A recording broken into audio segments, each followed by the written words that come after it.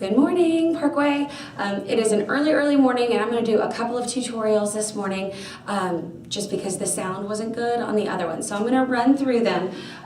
So the first one we're going to do is our recorder tips. So that way you are successful in how you're holding the recorder, how you're playing the recorder, how you're going to get the sound that you need to get. So the first thing that you need to remember is that you need to be blowing warm, soft air into the recorder at all times. So what we did in class, and I'll post that video too, even though the sound maybe not all that awesome, just because my kids were in the class with me. But what I have you guys do is blow on your finger like it's a candle. Okay, that's fast, cold air. Cold air comes from the front, warm air comes from the back. So what I want you to do is concentrate on making warm, slow air come out to blow into your recorder. So it's more like a, instead of a, that way, okay? And then when you're blowing into your recorder, you're gonna say two, two, two. Basically, you'll move your you'll move your tongue forward, like that, like you're a little lizard, and you're gonna cover up the hole that you'll be blowing into.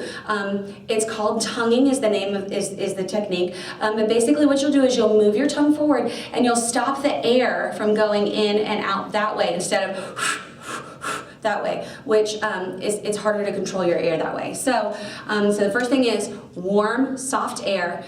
Make sure that when you're blowing into it, you're saying tu, tu, tu, all right? Like you're a little lizard. Moving your tongue forward. You want to make sure that you're playing with your fingerprints, not your fingertips, okay? So when, I'm going to play a little for you so that way you can see what it looks like.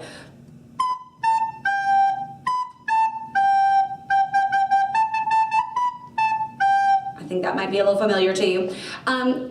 What you can see, hopefully you can see that. There you can see that there is a little circle right there on my fingerprint, and it doesn't hurt. It's just it'll just show you that you're playing with the right part of your finger. So if you're not and you're playing with your fingertip, then the holes may not be covered completely.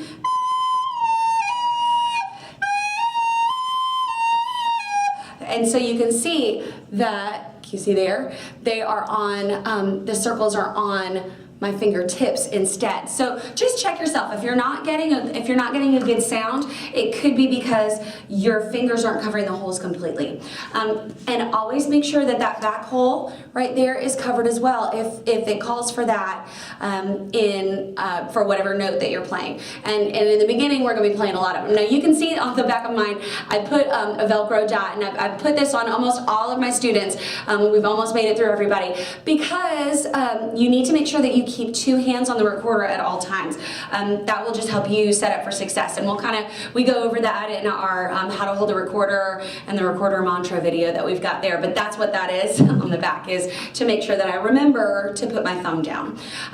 So again, you've got warm, soft air. You're saying two. You're covering the finger holes completely with your fingertips instead of your fingerprints. You need to sit up nice and tall so that way you've got nice air that's flowing out.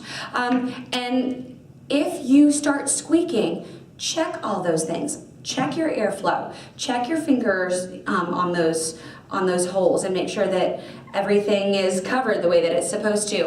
And if you're blowing too hard, that's going to get you the squeak. So make sure that you are paying really close attention to how you're holding that recorder. Thanks so much, guys, and I will see you in the next tutorial.